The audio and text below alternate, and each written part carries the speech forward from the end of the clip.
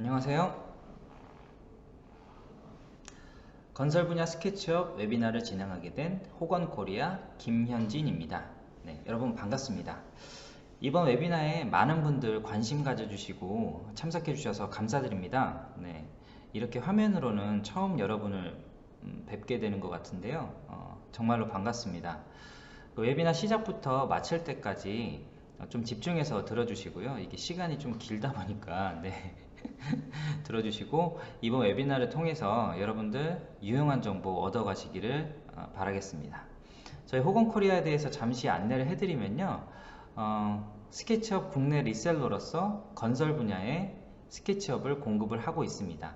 그리고 그 다양한 맞춤형 컨텐츠와 교육 등을 통해서 양질의 서비스를 지원을 해드리기 위해서 다방면으로 노력을 하고 있습니다.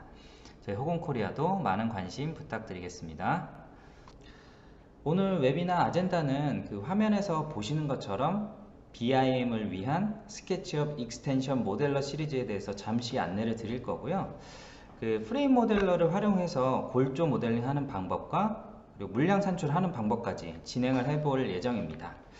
소개해 드리는 내용 중간중간에 궁금하신 사항이 있을 수 있잖아요. 그런 분들께서는 채팅창에 이렇게 질문 남겨주시고요.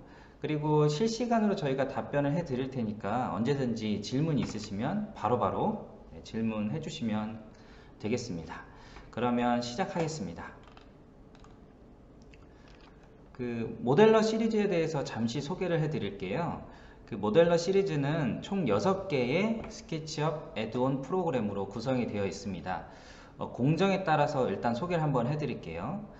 그 2D 기준 도면을 필요한 부분만 정리해서 스케치업으로 가져온 다음에 건물 구조의 종류에 따라서 모델링을 진행하시게 되잖아요. 그러면 건물 구조가 콘크리트 구조이면 프레임 모델러를 활용을 해서 골조를 모델링 하시면 되고요. 철골 구조이면 저희 호건코리아가 자체 개발한 S+라는 제품이 있습니다. 이 애드온 소프트웨어를 활용하셔서 철골 구조를 모델링 하시면 됩니다. 그 골조 모델링을 기반으로 폼워크 모델러를 활용해서 거푸집 자동 배치 및 물량 산출을 진행하시면 되고요. 리바 모델러는 그 3D 철근 모델링을 진행할 수 있는 소프트웨어이에요. 그래서 모델링을 하시고 물량 산출까지 진행하시면 됩니다. 약 300개의 그 백은 옵션들이 다양하게 있어요. 네, 그런 부분들 일일이 다 체크하셔가지고 리바 모델링을 통해서 철근을 모델링 하시면 되는 겁니다. 그 다음에 파이프와 덕트 모델링을 활용을 해서 파이프 및 덕트 모델링을 진행을 하시게 됩니다.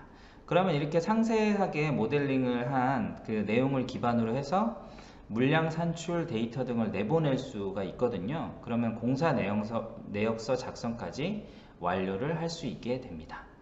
네, 이렇게 하면 저희가 구성해 놓은 모델러 시리즈를 통해서 어느 정도 그 물량 산출에 대한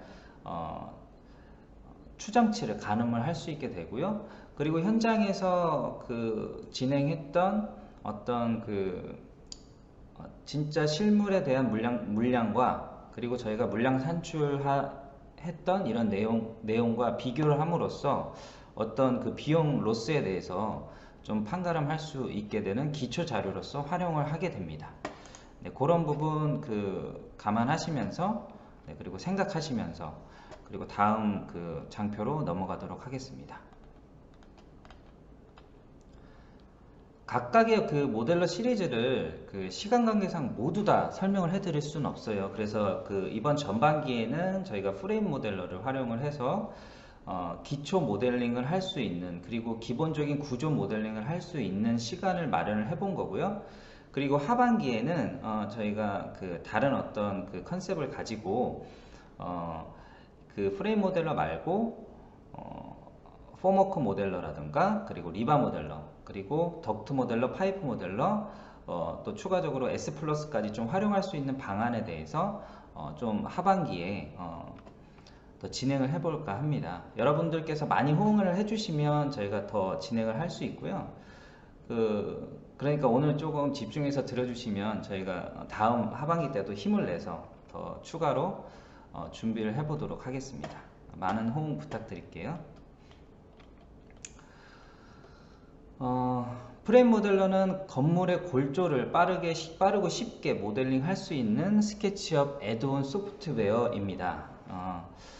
모델링한 객체를 중심으로 콘크리트와 거푸집 물량을 산출을 할 수가 있고요. 스케치업 2018 버전부터 익스텐션 웨어하우스에서 무료로 다운받아서 설치 사용하실 수가 있습니다. 그 프레임 모델러를 설치하면 그 화면 가운데 보시는 것처럼 그 프레임 모델러 이렇게 툴바가 있잖아요. 그 툴바가 있는데 세 가지 영역으로 이렇게 나누어져 있습니다. 그 좌측에 물량 산출할 수 있는 아이콘 두 가지가 있죠.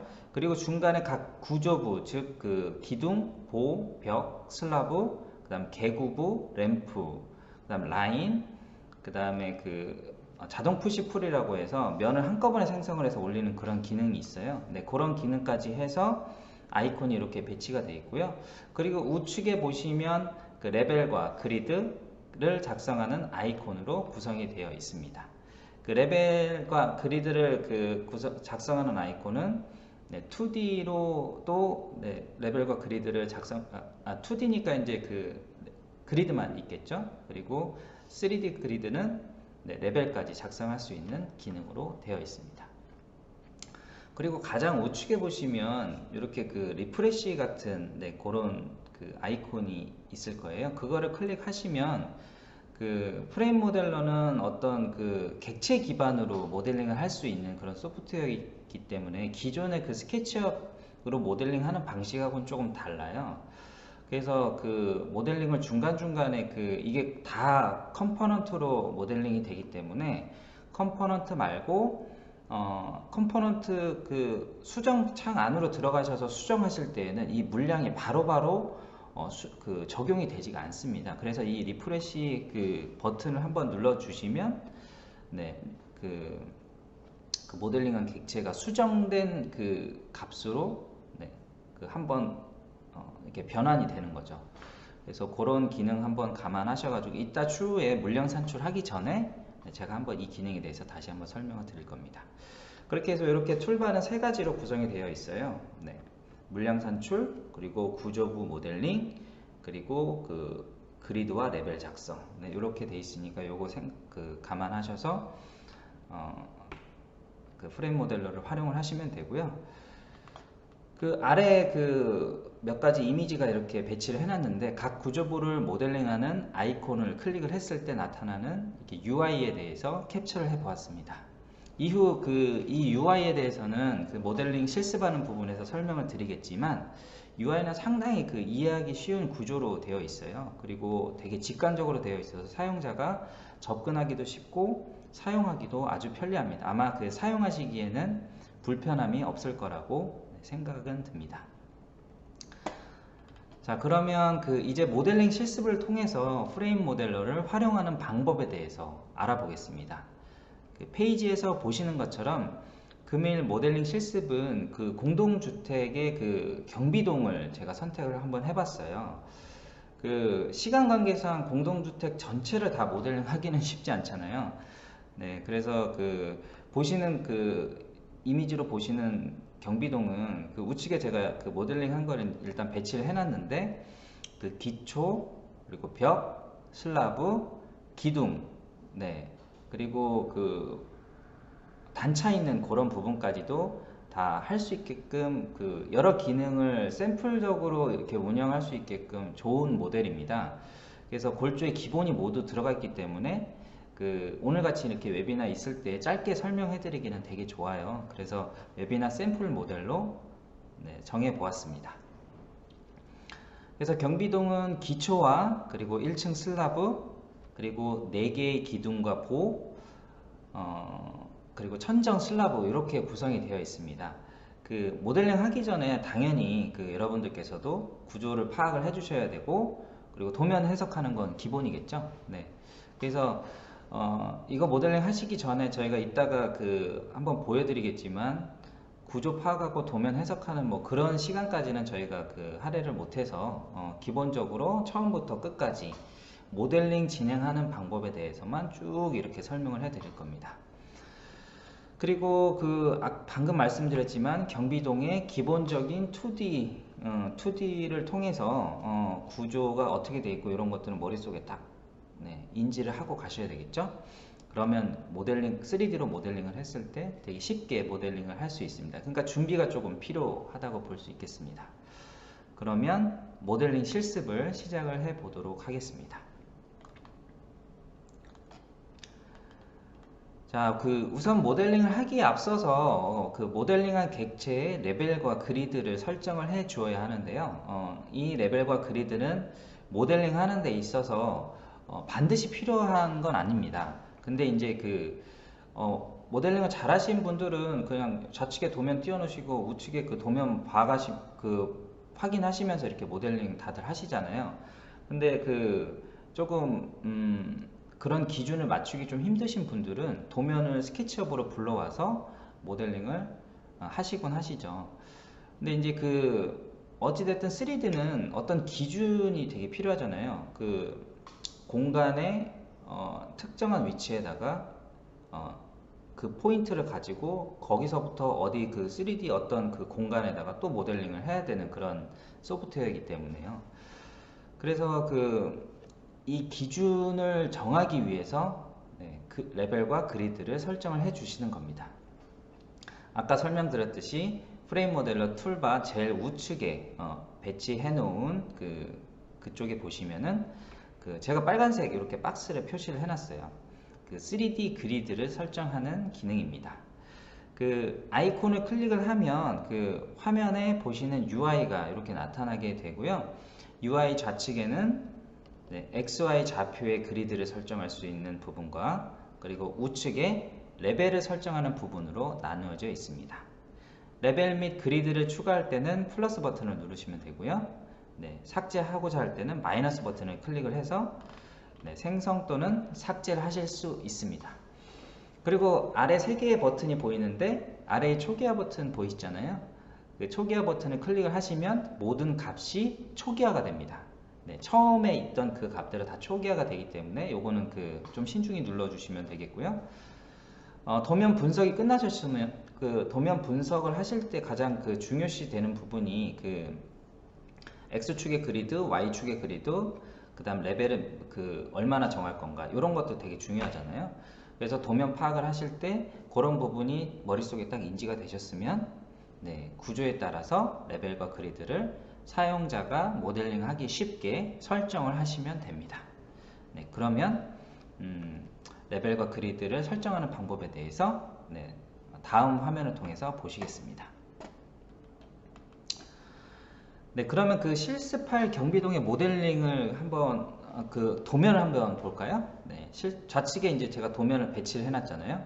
실습할 경비동은 기초 바닥 레벨이 있고요. 그리고 기초 위에 레벨, 그리고 그라운드 레벨, 그리고 1층 슬라브 레벨, 루프층 바닥 레벨, 그리고 루프층 레벨, 이렇게 6개의 레벨이 필요할 것으로 저는 판단이 됐고요. 물론 여러분들께서는 레벨이 더 필요하시고 하시면 기준이 좀 더 필요하실 수 있잖아요. 그런 부분은 추가해서 하시면 됩니다. 그리고 X축에는 그리드 2개, Y축에는 그리드 2개, 이런 식으로 작성을 하면 될 것으로 보여요. 2개라는 거 이제 양쪽 다 감안해 가지고 2개라고 말씀드리는 거고요. 다만 프레임 모델러는 좀 아쉬운 점이 있습니다. 타 프로그램 같은 경우는 레벨에 대한 어떤 한계점을 이 그리드 레벨 구조 객체를 모델링을 할 때 이 레벨까지 한계점을 딱 정할 수 있잖아요. 근데 이제 프레임 모델러는 그 기능까지 지원을 하진 않습니다. 그래서 모델링 할 때 이 기준을 잘 활용을 하시면 어떤 구조 객체가 이 레벨까지는 와야 된다 했을 때 어떤 기준을 마련을 할 수 있겠죠. 그러면 데모 영상을 보시면서 좀 더 자세하게 설명을 드리겠습니다. 지금까지는 좀 괜찮으시죠? 어려운 거 없으시잖아요. 그래서 경비동을 모델링 하면 이게 약간 되게 쉽기 때문에 처음부터 모델링 방법에 대해서 쭉 끝에까지 물량 산출까지 거침없이 설명을 해 드리겠습니다. 자, 이제 데모 영상을 한번 보시겠습니다. 아이콘은 프레임 모델러 우측에 있는 3D 그리드를 선택을 하시고 나서 그 UI가 나타나면 2D 도면과 같이 띄워놓고 그리드와 레벨의 축과 간격을 입력해 주시면 좀 편하게 입력을 하실 수가 있겠죠. 그 XY 좌표는 지붕 평면도를 참조하면서 제가 축의 간격을 입력을 해봤습니다. 그리고 레벨은 뭐 다 아시는 부분이겠지만 단면도를 참조하면서 레벨의 간격을 입력을 해야 되겠죠. 네. 그 값이 입력이 끝났으면 생성 버튼을 누르셔서 그리드를 우선 원점 위치에 놓습니다. 그 아웃라이너를 펼쳐 보시면 입력한 그 레벨과 같이 생성된 것을 확인을 할 수 있고요. 각 레벨의 그리드를 온오프를 할 수도 있고, 그 다음에 아웃라이너에서 레벨의 이름 또한 변경이 가능합니다. 그 각 레벨의 이름을 확인하기 저희가 편하게 이렇게 수정을 할 수가 있고요. 각 층별로 사용자가 그 표시했을 때 나중에 이제 확인하기 쉽게끔 그 이름을 수정하시면 됩니다. 이렇게 그 그리드 세팅이 완료가 되었으면 그리드는 모델링의 기준이 되는 거잖아요. 움직이지 말아야 됩니다. 이거는 뭐 스케치업이나 이거 3D 모델링 해보신 분들은 알겠지만 이게 잘못하면 기준까지 다 객체 움직이다가 기준까지 다 움직이는 그런 상황이 발생할 수도 있잖아요. 나중에 이제 확인해보면 막 그런 게 기준이 막 틀어졌네 막 이런 게 있을 수 있으니까 그리드를 선택해서 잠금을 실행을 시켜주는 겁니다. 그러면 아웃라이너에 그 그리드가 이렇게 잠겨 있는 것을 확인을 할 수 있겠죠. 이렇게 해서 레벨과 그리드를 모두 설정을 하였습니다. 그래서 아웃라이너에서 이름을 변경하는 거는 아웃라이너에서만 변경이 된 것처럼 보여요. 그래서 여러분들께서 그 화면에 보이시는 그 그리드 상에서 레벨 이름과 XY의 그리드의 이름을 변경하시고 싶다. 그럼 화면상에서 찍으셔서 더블 클릭하셔서 바꾸시면 됩니다. 네, 그것도 참고하시면 되겠습니다. 자, 이번에는 그 모델링의 기준으로 삼을 수 있는 또 한 가지, 네, 아까 그 그리드와 레벨이 하나 있었고요. 그리고 2D 도면 가져오기와 배치하기에 대해서 알아보도록 하겠습니다. 이렇게 그 두 개는 모델링 할 때 기준이 됩니다. 그래서 도면 가져오기는 다 아시죠? 이거는 기본적인 스케치업 활용하시는 분들은 이렇게 해보신 적 많으실 겁니다. 그래서 도면 가져오기는 풀다운 메뉴에 가져오기를 클릭을 하시고 나서 파일을 선택을 하시면 되는 건데 그 전에 그 옵션을 클릭하셔가지고 단위를 밀리미터로 가져오시는 거, 이것도 다 아시는 내용이겠죠. 네. 간혹 이제 그 인치로 돼 있거나 이렇게 뭐 그런 부분에 있어서 막 갑자기 막 작아지거나 막 갑자기 너무 모델이 커지거나 이런 경우가 있을 수 있잖아요. 항상 밀리미터 단위를 클릭하셔가지고 가져오신 다음에 모델링 할 수 있게끔 배치를 하시면 됩니다. 그리고 저희가 교육이나 이런 거 할 때 항상 말씀드리는 건데요. 항상 스케치업은 모델링 파일 용량 관리가 되게 이제 좀 약간 이슈 사항이에요. 그래서 원활한 3D 모델링을 위해서는 2D 도면을 가져오실 때 필요한 부분만 정리해서 가져오는 것이 아주 중요하잖아요. 그래서 대부분의 스케치업에서 오류와 용량 등의 문제가 이제 발생하는 경우가, 물론 객체가 많아지면 많아질수록 관리하기는 당연히 힘이 듭니다. 하지만 이 2D CAD 파일이나 이런 걸 가져왔을 때 정리를 안 하고 가져오셨을 때 태그에 엄청난 레이어들이 막 쌓이게 되거든요. 그런 경우에 용량 관리하시기가 힘이 드니까 2D 도면을 어느 정도 정리하신 상태에서 가져오시기를 부탁드리겠습니다. 저희가 지원할 때 이런 부분 되게 많이 있거든요. 그래서 이 부분 꼭 기억하셨으면 좋겠습니다. 그래서 도면 가져오기 배치하기는 방금 말씀드렸듯이 반드시 필요한 부분에 도면을 사용자가 정리하고 불러오신 다음에 도면을 배치를 하시는 겁니다. 지금 보시는 것처럼 경비동의 평면도, 좌우 측면도, 정면도와 배면도를 불러와서 배치를 할 거고요. 도면 불러오기를 완료하시고 나서 그리드를 설정한 것과 마찬가지로 이건 기준이기 때문에요. 그래서 항상 잠금을 실행해 주어야 하는데 도면은 움직이지 못하는, 반드시 움직이면 안 되는 기준이기 때문에 그렇습니다. 꼭 실행해 주시기를 부탁드리겠습니다. 그 다음에 데모 영상 한번 확인해 보겠습니다. 그 정리한 2D 도면을 제가 가져와 볼 거예요. 도면을 가져올 때 옵션을 클릭해서 반드시 단위를 확인해 주시고요. 평면도를 불러와서 기준면과 그리드를 얼라인을 하고, 그 다음에 투시 보기와 평행 투영 보기를 번갈아 가면서 얼라인이 정확하게 됐는지 확인을 합니다.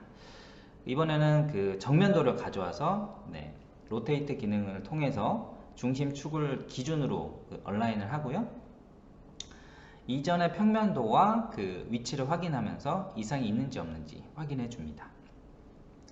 다음은 이제 배면도를 가져올 거예요.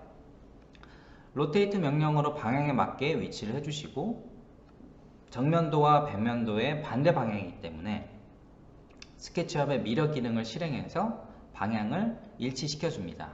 다 아시겠지만 스케치업의 미러 기능은 대칭 이동 기준의 구성 요소의 빨강, 물론 축에 따라 좀 다르겠죠. 구성 요소의 녹색, 구성 요소의 파랑, 다 있을 수 있습니다. 지금 현재는 빨강이기 때문에 빨강을 클릭을 해서 미러를 실행을 해주시면 되겠죠. 확인해 보면 방향이 일치한 것이 확인이 됩니다. 요거 항상 그 도면 배치할 때는 항상 반대쪽 확인을 해야 됩니다.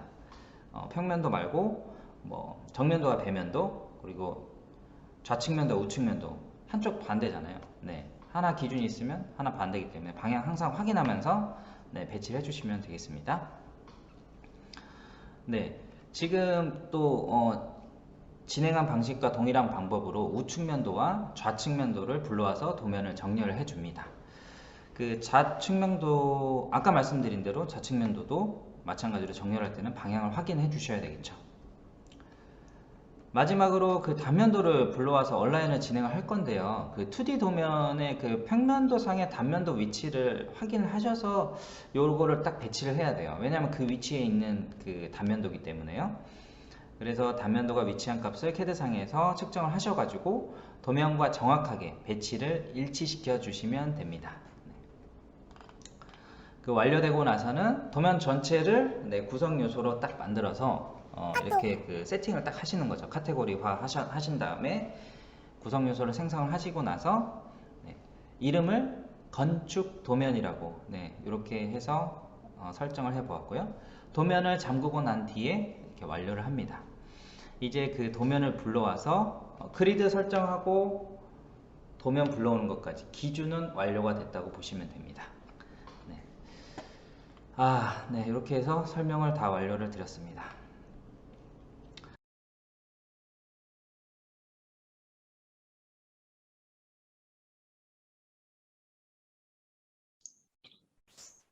잠시 지금 한 중간 정도 됐는데요. 제가 아까 서두에 말씀드린 것처럼 웨비나 참석자 대상으로 이벤트를 지금부터 시작하도록 하겠습니다. 그 본 화면을 캡처를 하셔가지고 또는 촬영을 하셔가지고 빌딩 포인트 코리아 카카오톡 채널로 보내주시는 분들에게는 시원한 아이스 아메리카노 커피 쿠폰을 보내드리도록 하겠습니다. 이벤트 참여 방법은 카카오톡 앱을 실행을 해주시고요.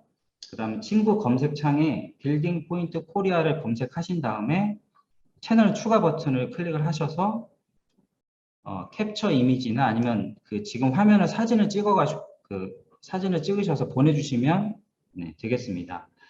빌딩 포인트 코리아 검색하기 어려우신 분들은 검색창에 우측에 보면 QR코드 읽는 아이콘이 있을 거예요.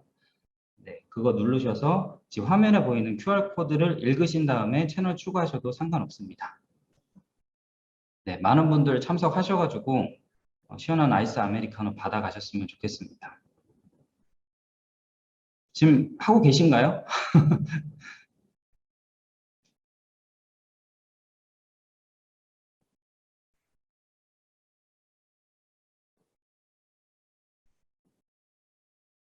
많이들 지금 하고 계신다고 채팅창에 알려주시고 계신데, 한 30초 정도만 이 화면 놔두겠습니다. 아니면 시간 더 필요하시면 채팅창에 남겨주세요. 조금 더 시간 드릴게요.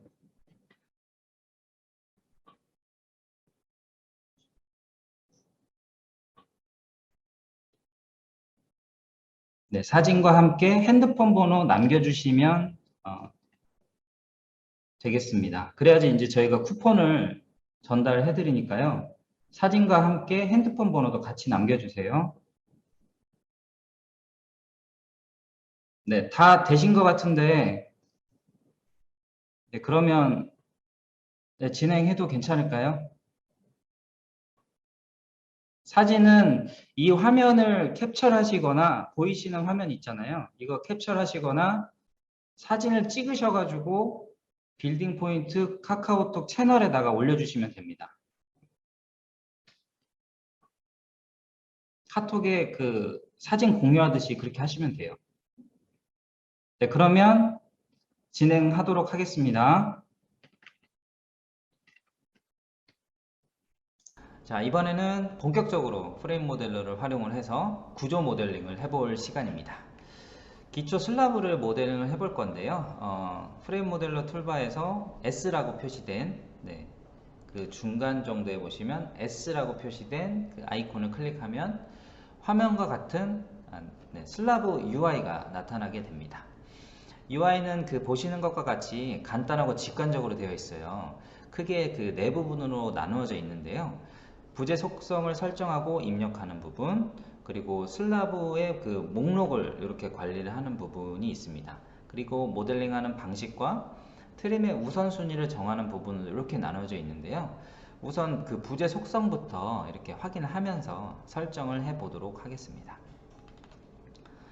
근데 그 부재 속성이 제일 위에 공정 코드를 입력하는 부분이 있어요. 이 부분은 그 해당 공정의 이름을 선택해서 클릭을 하는 그 부분입니다. 저희는 이제 그 철근 콘크리트 공사를 지금 그 공정을 진행을 하고 있잖아요. 그래서 철근 콘크리트 공사를 선택을 해줍니다. 그 다음에 데피니션 품명은 그 각 구조에 그 일람표가 있잖아요. 네, 일람표를 확인하셔가지고 입력을 하시는 부분인데 이 부분을 그 정확한 물량 산출을 원하신다면 정확한 품명을 이렇게 기재를 하시면 되겠습니다. 예를 들면 뭐 W1, W2 각 구조마다 이름이 있잖아요. 넘버가 다 되어 있는데 그 W1, W2, 뭐 S1, S2 뭐 이렇게 뭐 이런 걸 입력을 하시면 나중에 물량 산출했을 때 이 값이 그대로 다 표기가 되기 때문에요. 속성 정보를 입력하는 이 부분은 나중에 물량 산출할 때 이게 이대로 아웃풋이 됩니다. 네, 그렇기 때문에 뭔가 그 구조 부분을 카테고리화 시켜서 사용자가 나중에 이거를 확인하기 쉽게끔 하고 싶다. 네, 그러시면 이 값을 잘 활용하시면 되겠습니다. 그 다음에 그 사이즈하고 규격도 마찬가지입니다. 이 사이즈하고 규격을 해당 객체를 모델링 하실 때 사이즈하고 그 객체도 뭐 1000에 500 또는 뭐 500에 500, 250에 250 이런 식으로 좀 입력을 해주시면 나중에 그 물량표만 보시고도 이 객체의 사이즈가 뭐 요 사이즈겠구나 추정을 할 수가 있겠죠. 그래서 이 값을 입력을 해주시면 되고요. 그 다음 마지막으로 두께 값을 지정을 해주셔야 슬라브 모델링이 가능하겠죠. 네. 마이너스 값을 입력하시면 슬라브 모델링 할 때 이렇게 그 경로를 따라서 쭉 모델링을 하실 거 아니에요. 그 클릭한 포인트에서 아래쪽으로 Z축, 마이너스 축으로 모델링이 되게 됩니다. 이런 부분 뭐 스케치업 여태까지 사용자분들은 뭐 쉬우실 거예요. 그리고 UI 상단 우측에는 그 품명을 기준으로 해서 자주 사용하는 슬라브 목록을 사용자가 등록하실 수가 있습니다. 그래서 플러스 버튼 누르시고 마이너스 버튼 누르시고 이런 것들은 기본적으로 다 아시겠죠. 근데 그 밑에 버튼 누르시면 원래 등록했던 목록의 그 객체를 수정하실 수 있잖아요. 수정하시고 나서 밑에 버튼을 누르시면 그게 바로 그 수정 값으로 수정이 됩니다. 반영이 돼 버리는 거죠. 이렇게 해서 활용하시면 되겠습니다. 그리고 좌측 하단에 보시면 각 모델링 하는 객체마다 즉 이제 슬라브, 뭐 기둥, 벽, 뭐 이런 것들이 있겠죠. 그 객체마다 모델링하는 그 특성이 있어요. 네, 그래서 뭐 벽은 뭐 어떤 기준이 또 따로 있고, 뭐 중심축이냐, 안쪽이냐, 바깥쪽이냐, 뭐 이런 게 있을 수 있고요. 그리고 슬라브 같은 경우는 뭐 3포인트라고 해서 뭐 3포인트 이외에 뭐 다각형 구조냐, 그리고 4포인트만 클릭해서 모델링이 되는 뭐 사각형 구조냐, 뭐 이런 것들 그 각 구조 모델링 하는 그 각 구조마다 모델링하는 방법이 다 다르잖아요. 네, 이런 것들 선택하실 수 있게 UI 좌측 하단에 각 구조별로 다 이렇게 돼 있습니다. 근데 이제 슬라브는 3포인트냐, 네, 다각형으로 모델링을 해야 되는 슬라브 모양이냐, 그리고 4포인트로만 클릭하면 네, 되는 그런 구조냐, 네, 이렇게 사용자가 선택을 하셔서 모델링을 진행을 하실 수가 있습니다. 그리고 마지막으로 그 트림의 우선순위는 물량 산출 기준에 따른 트림의 우선순위를 사용자가 지정을 할 수가 있어요. 이 부분은 나중에 저희가 다음 웨비나에서 좀 정확하게 좀 다뤄볼 건데요. 네, 그래서 이것까지 다루기엔 시간이 좀 오래 걸릴 것 같아서 이 부분 자세한 내용은 다음 웨비나 때 다루도록 하겠습니다. 그래서 설정값 입력이 모두 완료가 되셨으면 어플라이를 클릭을 하셔가지고 슬라브 모델링을 진행을 하시면 되겠습니다. 그러면 데모 영상을 보시면서 기초의 슬라브를 모델링 해보도록 하겠습니다. 자, 모델링을 진행하기 전에 우선 도면과 그리드를 잠금을 실행을 해놔가지고 저희가 이렇게 막 어지러운 상태에서 모델링을 하실 수가 없어요. 그리고 좀 스케치업의 좀 문제 하나는 이렇게 그리드와 도면을 다 잠금을 해 놓은 상태에서는 각각 개별적으로 이걸 숨길 수가 없습니다. 네, 그래서 저도 이렇게 좀 되게 고민을 좀 많이 해봤는데 그래서 태그를 좀 활용하시기를 권장을 해드려요. 이거 위에는 방법은 없는 것 같아요. 그래서 그 태그로 각각의 도면의 뷰를 레이어로 지정을 해가지고 여기서 껐다 켰다 하면은 네, 가능하십니다. 네, 그래서 이렇게 세팅을 해 놓으시고 작업을 하시면 원하는 도면만 온오프 하시면서 기준을 확인하시면서 모델링 하셔야 되니까 네, 모델링 할 수 있습니다. 그러면 기초 슬라브 모델링을 진행을 해 보도록 하겠는데요. 우선 모델링 하기 쉽게 뷰를 평면 뷰로 네, 이렇게 세팅을 하시고 슬라브 모델링을 아이콘을 클릭을 하셔가지고 모델링을 진행을 하시면 됩니다. 모델링 하기 쉽게 우선 제가 안내선을 미리 기준을 좀 잡아놨어요. 그래서 여러분들도 3D 모델링을 하시려면 뭐 어떤 기준 없으면 모델링 하시기 쉽지 않잖아요. 네, 그래서 항상 안내선을 안내선이나 3D의 어떤 그 공간에다가 포인트 하나 만드신 다음에 이렇게 그러면 이제 스냅이 잡히잖아요. 네, 스냅 잡힌 대로 모델링을 진행하시면 되겠습니다. 그 다음 슬라브 아이콘을 클릭하시고 부재 속성 값을 입력한 다음에 아까 말씀드린 대로 두께와 재질, 네, 재질에 대해서 아까 설명 안 드렸네요. 재질은 유로폼 선택하시면 되고요. 그리고 생성 방식에서 사각형을 선택한 뒤에 안내선에 맞게 슬라브를 모델링 하시면 되겠습니다. 그 다음에 아래쪽 피트의 바닥 슬라브도 동일한 위치예요. 그리고 모양도 똑같고요. 그래서 복사를 하면 되는데요. 구성 요소를 복사해서 수정을 하면 동일한 구성 요소들은 다 같이 수정되는 거 아시죠? 네, 컴포넌트의 특성입니다. 그룹은 그렇지 않은데 컴포넌트는 복사한 객체는 다 이렇게 같이 수정이 돼 버리기 때문에 그래서 마우스 오른쪽 버튼 누르셔서 고유하게 지정 아시죠? 네, 요거 클릭하셔가지고 슬라브의 두께를 2D 도면과 동일한 두께로 2D 도면의 슬라브의 두께를 측정하셔가지고 확인하신 다음에 모델링을 하시면 됩니다. 저는 슬라브를 모델링 할 때 요거 단면도를 통해서 이 기준이 확인이 되잖아요. 네, 그래서 위치를 하신 다음에 그만큼 쭉 끌어올리셔서 요게 300이에요. 모델링을 해주면 됩니다. 이렇게 해서 슬라브 모델링이 완료가 되었습니다. 네, 되게 쉽죠? 네, 여러분들. 이게 모델링 하는 방법은 되게 쉬운데 이게 말로 다 설명을 하려니까 이게 되게 길어지고 그렇습니다. 네. 그리고 기초 월 모델링이에요. 네, 이 바닥 기초가 줄기초로 되어 있습니다. 그래서 바닥 슬라브에 이제 벽을 통해서 이렇게 기초가 되어 있어서 피트의 기초 월, 그리고 그 다음에 그 기초 바닥면에 줄기초를 또 벽을 통해서 모델링하는 방법에 대해서 말씀을 드릴 겁니다. 다음은 그 피트의 그 벽을 모델링 해보기에 앞서서 벽 UI를 좀 한번 설명을 해드릴게요. 아까 그 UI 제가 설명해드린 거랑 슬라브 UI랑 별 다른 게 없습니다. 네, 아주 쉽습니다. 그 화면에서 보시는 것처럼 벽 아이콘을 클릭을 하면 UI가 나타나요. 그래서 그 슬라브 UI와 내용은 거의 비슷한데 추가적인 부분은 입력 방식을 직접 입력과 도면상의 입력을 선택할 수 있다는 점. 네, 직접 입력은 지금 해보신 것처럼 입력하신 다음에 그대로 모델링을 하시는 거고요. 그 다음에 그 도면상의 입력을 하는 거는 도면상의 입력을 직접 그 모델링하는 그 화면에서 값을 입력을 하시는 겁니다. 근데 이것도 잘 활용을 해보시면 쉽게 모델링을 하실 수가 있어요. 근데 오늘은 직접 입력 방식만 제가 설명을 해 드릴게요. 그리고 부재 재질을 벽이 이제 그 사면이잖아요.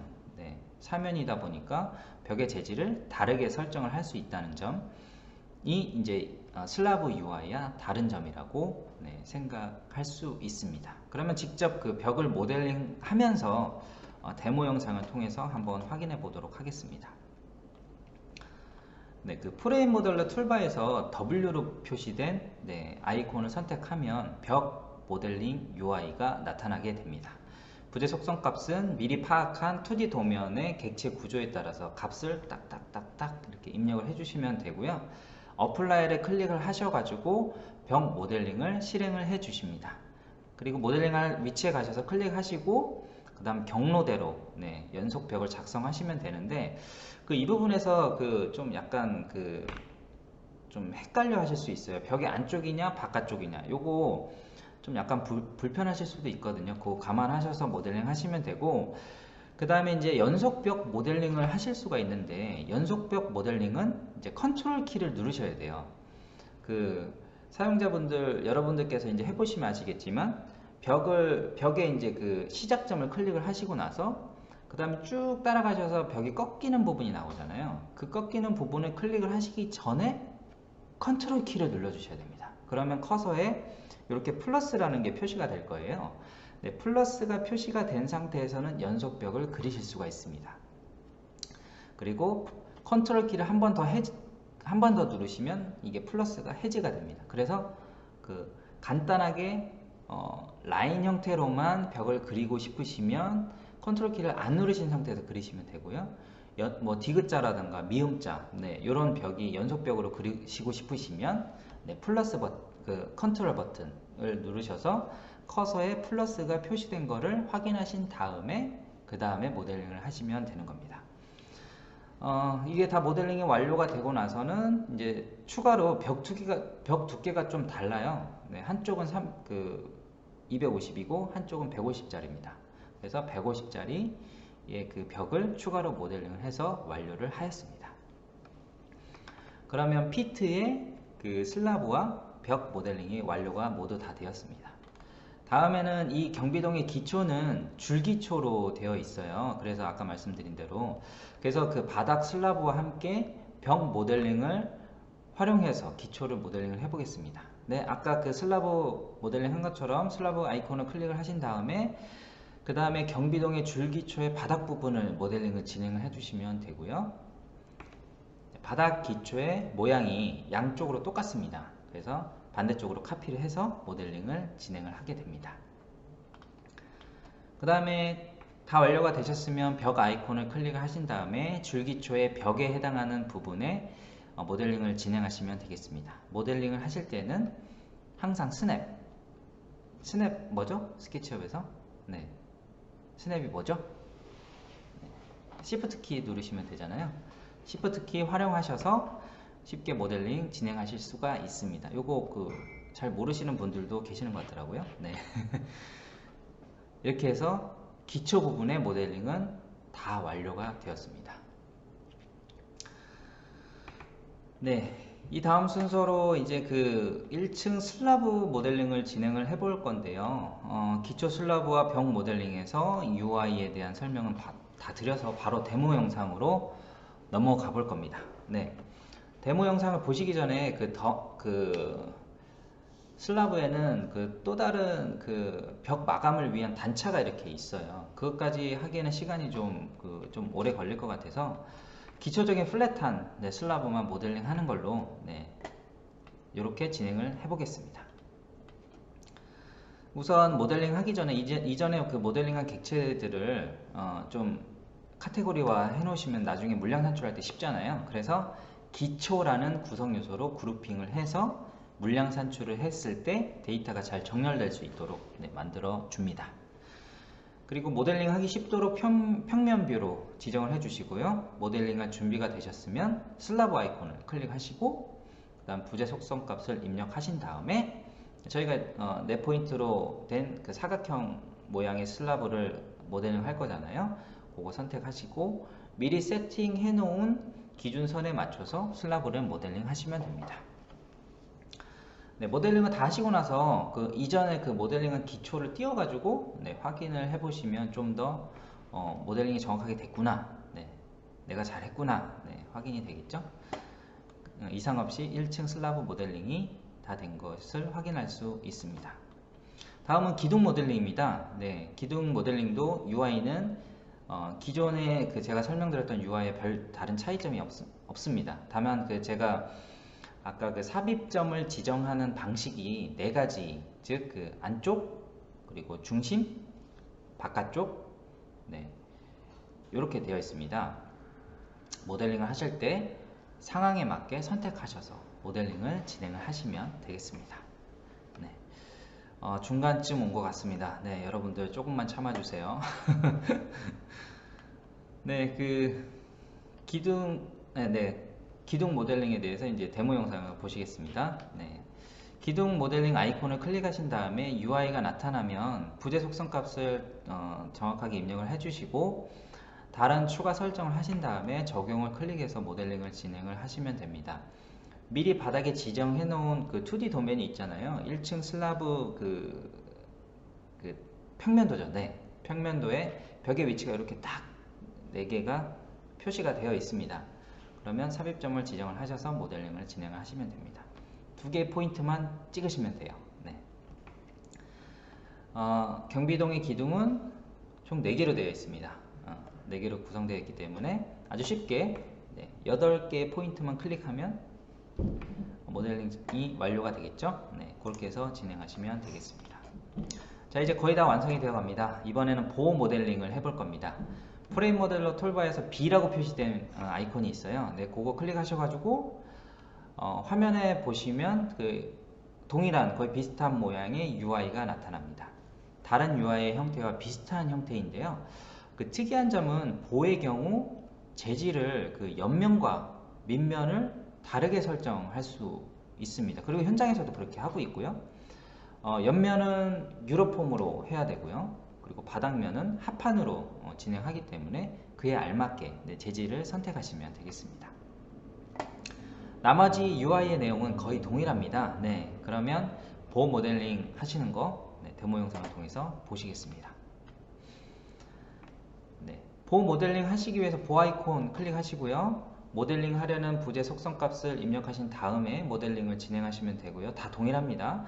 그 다음에 그 보호 모델링도 그 벽 모델링처럼 이렇게 연속벽 다 지원을 해요. 그래서 벽 모델링 할 때와 동일하게 컨트롤 키를 한번 누르시고 보호의 삽입점 지정이 완료되었으면 다시 컨트롤 키를 누르셔서 연속벽을 나는 안 그리겠다. 의사 표현을 하셔야 됩니다. 하시고 나서 클릭을 하시면 연속뷰 모델링을 완료를 하게 됩니다. 평면 뷰를 통해서 모델링이 이상이 있는지 없는지 최종적으로 확인해 주시면 되고요. 이렇게 해서 보호 모델링이 완료가 되었습니다. 다음은 천정 슬라브를 모델링 해볼 단계입니다. 이 장표는 계속 여러 번 설명드렸죠? 넘어가겠습니다. 계속 하시면 지루하시니까. 그 다음에 데모 영상을 통해서 확인해 볼게요. 천정 슬라브는 기존과 동일하게 우선 슬라브 아이콘을 클릭을 하셔서 부재 속성 값을 입력을 해주고요. 그리고 슬라브 그 모양이 사각형이기 때문에 생성 방식 다 아까 해보셨죠? 사각형 클릭하신 다음에 모델링을 진행하시면 됩니다. 이때 그 기존에 세팅을 해놓았던 그리드를 이제 활용을 해보시는 겁니다. 그리드를 활용을 해보시면 좀 더 쉽게 모델링을 진행하실 수 있습니다. 이게 공중이기 때문에 좀 쉽지 않죠. 그리드를 활용하시거나 아니면 그 천정 평면도 그거를 그리드 상에 딱 위치를 해놓고 그거에 맞춰서 모델링 하셔도 상관없습니다. 그건 뭐 사용자가 활용하시기 나름이니까요. 여기서 추가적으로 컷오프 기능을 통해서 천정 슬라브의 추가 모델링을 진행을 해 보겠습니다. 프레임 모델러 툴바에서 OP라고 되어 있는 표시된 아이콘을 클릭을 하시면 보시는 것 같은 UI가 나타나는데요. 그 사각형을 클릭을 하신 다음에 그 depth value라고 요게 이제 깊이를 지정을 하는 건데요. 2D 도면에서 확인을 해 보신 그 값과 동일하게 저는 180으로 확인이 됐어요. 그래서 180 입력하시고 OK 클릭하신 다음에 그 단차가 있는 부분을 지정을 하십니다. 영역을 지정하시면 깊이 값을 입력한 그대로 단차가 생기게 모델링이 완료가 됩니다. 이렇게 해서 그 공동주택 경비동의 구조가 모두 마무리되었는데요. 그 물량 산출을 위해서 모델링 해놓은 객체를 각 층별로 구성 요소로 그룹핑 진행하는 거 잊지 않으셨으면 좋겠습니다. 그래서 1층과 천정층 총 3개의 카테고리가 되는 거죠. 기초, 1층, 천정 이렇게 되는 겁니다. 이렇게 모델링을 정리를 해 보았습니다. 그 다음에 이제 마지막으로 이제 물량 산출을 해볼 겁니다. 프레임 모델러의 가장 좌측에 있는 아이콘 2개가 있죠. 요거를 클릭을 해 보시면 그 보고서 설정 UI라는 게 나타납니다. 그러면 그 UI에는 공사명과 구간명을 입력을 하시고 물량에 대한 할증 값까지 적용할 수 있게끔 되어 있습니다. 그래서 공사명 입력을 해 주시고요. 그 다음 구간명도 필요하시면 입력하시면 됩니다. 그리고 물량에 대한 할증값 입력하시고 나서 얘를 눌러줍니다. 그 결과로 UI의 우측에 있는 이런 표가 하나 나타나게 됩니다. 그래서 모델링 하면서 입력한 속성 정보값에 입력한 각 객체의 속성 정보값, 그리고 부피값, 가장 중요하죠. 그리고 물량 할증값, 이런 것들은 산출해서 확인할 수가 있습니다. 그리고 모델링 하시면서 가장 그 층별로 제가 층별로 그룹핑을 진행을 했잖아요. 그러면 그 그룹핑한 객체의 합산을 따로 보실 수가 있습니다. 그렇게 해서 데모 영상을 보시면서 직접 확인해 보도록 하겠습니다. 물량 산출을 진행하기 이전에 그 프레임 모델 아까 말씀드렸잖아요. 그 프레임 모델러 가장 우측에 표시한 그 업데이트 모델 컨디션이라는 아이콘을 클릭을 하셔가지고 모델링 했을 때 사용자가 임의로 변경한 그 객체들이 있을 수 있잖아요. 그런 부분을 그 수정한 값 그대로 변경을 시켜줍니다. 리프레시 기능이라고 보시면 돼요. 이거 클릭하신 다음에 물량 산출을 하면 좀 더 정확한 그 물량 산출 데이터를 산출을 하실 수가 있게 됩니다. 그 다음에 물량 산출 아이콘 클릭하시고 공사명 및 구간명 입력, 할증값 입력하시고 얘를 눌러줍니다. 그 다음 현재 모델링 해놓은 골조 물량이 이렇게 나타나시는 거 볼 수 있고요. 모델링 진행했을 때 입력했던 속성 정보값들이 이렇게 나타납니다. 가장 중요한 부피값 그리고 콘크리트 물량을 여기서 확인하시면 되고, 처음 물량 산출을 할 때 입력했던 할증에 대한 내용도 확인을 하실 수가 있습니다. 매핑 재질 등 다른 값들은 추가로 참조를 하시면 되겠습니다. 자, 그 다음에 이제 하나 더 설명드릴 건 아이콘 그 데이터라고 써져 있는 그 물량 산출 아이콘 그 옆에 있는 오른쪽에 있는 그 손가락으로 되어 있는 그 버튼이 있잖아요. 그게 뭔지 궁금하셨을 거예요. 그 물량 산출 시트에서 그 객체에 대한 위치를 확인할 수 있습니다. 이거 되게 신기한 기능인데 그리고 물량 산출 이 기능을 한번 보여드릴게요. 물량 산출한 데이터상에서 셀을 위치를 이렇게 해놔요. 그리고 나서 프레임 모델러 툴바에서 물량 산출 아이콘 옆에 있는 아이콘, 손가락으로 이렇게 되어 있는 아이콘을 클릭을 하시면 모델링한 객체에 파랗게 이렇게 활성화가 됩니다. 파란색으로 활성화가 돼요. 다른 셀에 옮겨서 또 해보시면 파랗게 또 활성화가 되죠. 그래서 이제 물량 산출한 데이터에서 뭔가 이 객체는 뭐지? 이렇게 해서 확인하시고 싶을 때 요거 확인하시면 이게 지금 경비동이니까 객체가 얼마 없잖아요. 근데 이제 되게 객체들이 많고 그다음 규모가 큰 건물에서는 이 기능을 활용하시면 되게 좋을 것 같아요. 위치를 확인해야 되는데 일일이 다 이게 그 번호 넘버링 한 거 이거 다 어떻게 찾지 막 이렇게 하시지 마시고 이 기능으로 확인하시면 되겠습니다. 네. 이렇게 해서 물량 산출까지 구조 모델링까지 다 하시고 물량 산출까지 다 완료가 되었습니다.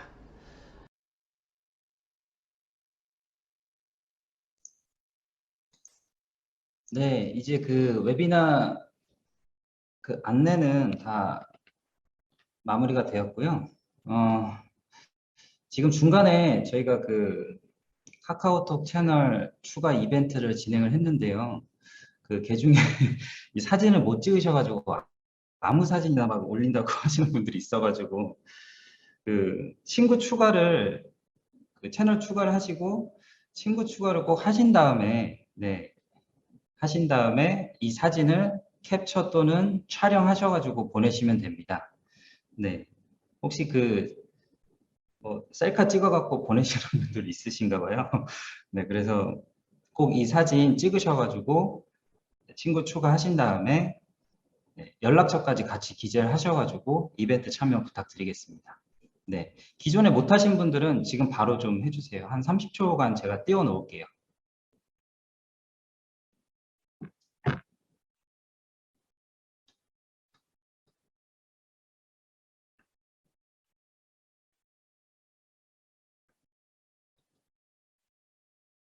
네, 다 되셨나요?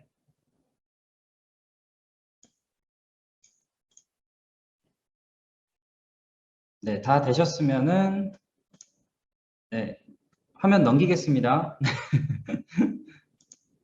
네, 질문과 답변 시간입니다. 그 질문 추가로 지금 있으신 분들은 채팅창에 남겨주시거나 아니면 질문 직접 해주시면 제가 뭐 구두로 설명해 드릴 건 구두로 설명을 해 드릴 거고요. 그리고 채팅창으로 그냥 간단하게 안내해 드릴 내용들은 그렇게 안내를 해 드리겠습니다. 오늘 웨비나에 대해서 궁금하신 점 있으시면 남겨주셔도 되고요. 그리고 뭐 기타 익스텐션이나 이런 그 프로그램에 대해서도 설명해 주셨으면 하는 부분 있으면 말씀해 주세요. 바로 설명을 해 드리겠습니다. 네, 그리고 이 질문 들어오는 와중에 제가 그 빌딩 캠퍼스에 대해서 잠시 한번 설명을 드리겠습니다. 그 빌딩 캠퍼스는 지금 화면에서 보시는 것처럼 온라인 교육 사이트예요. 스케치업 온라인 교육 사이트인데 지난 3월에 공식적으로 오픈을 했습니다. 그 접속 경로는 검색창에 빌딩 캠퍼스를 검색을 하시거나 아니면 campus.buildingpoint.co.kr로 접속을 하시면 되고요. 지금 화면에 보시는 것처럼 그 스케치업을 처음 사용을 하시거나 실무에서 활용할 수 있는 전문적인 스킬을 배우고 싶으신 유저분들을 위해서 다양한 커리큘럼을 제공하는 맞춤형 교육 서비스예요. 그래서 스케치업의 기본적인 사용법에 대한 강좌는, 그러니까 즉 그 기초 강좌는 회원 가입하시면 누구든지 다 들으실 수 있고요. 그리고 분야별 컨텐츠, 특화된 컨텐츠들이 있거든요.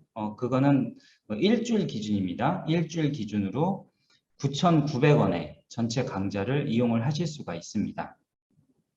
그 스케치업 유저분들이 보다 편하게 스케치업을 활용하실 수 있도록 앞으로 좀 더 양질의 컨텐츠를 계속적으로 업로드할 예정이에요.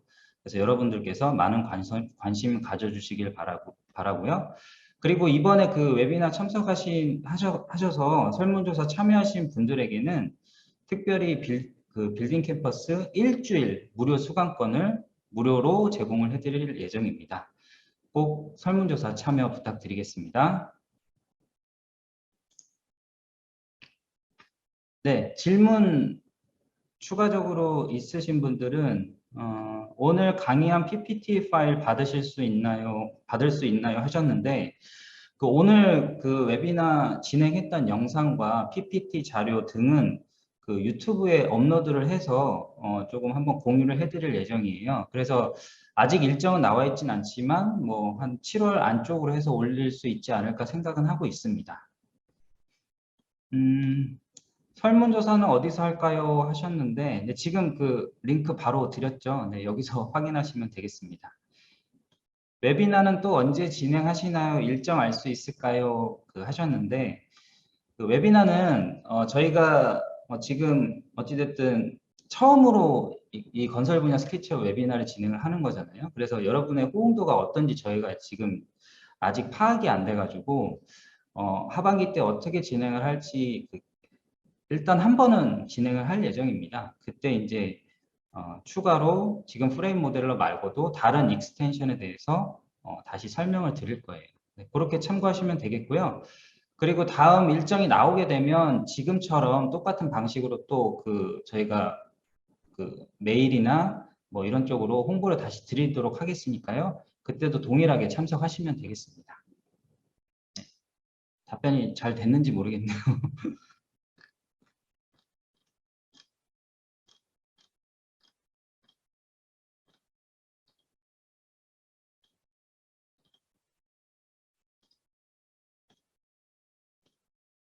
네, 다른 뭐 특별하게 제가 답변 드릴 내용은 없는 것 같아가지고 벌써 지금 저희가 2시 56분을 지나가고 있는데 네, 오늘 되게 좀 길었죠. 이게 그 모델링하는 건 쉽고 기능도 쉬운데 이게 말로 다 설명을 하려니까 이게 좀 많이 지체가 된 것 같습니다. 아, 네. 네, 감사합니다. 그러면 이렇게 해서 그 건설 분야 스케치업 웨비나를 마무리하도록 하겠습니다. 여러분 이번 웨비나 어떻게 보셨는지 참 궁금해요. 그 시간 관계상 모두 다 자세하게 제가 설명을 드리지는 못해가지고 되게 아쉽기도 한데요. 이런 기본적이고 기초적인 내용들을 설명함으로 인해 가지고 건설 분야에서 스케치업을 어떻게 활용할 수 있는지 그 가이드를 좀 마련하시는 데 도움이 되지 않았나 이렇게 생각이 듭니다. 그래서 다음 웨비나는 여러분의 호응도에 따라서 일정 변경이 있을 수도 있어요.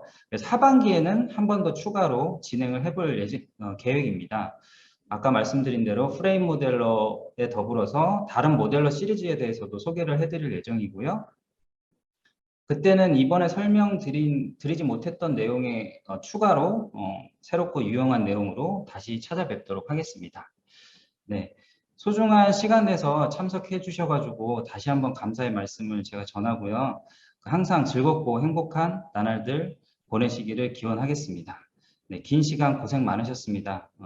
조금 있으면 또 휴가철인데 휴가도 조심히 잘 다녀오시고요. 지금까지 호건코리아 김현진이었습니다. 감사합니다. 고생하셨습니다.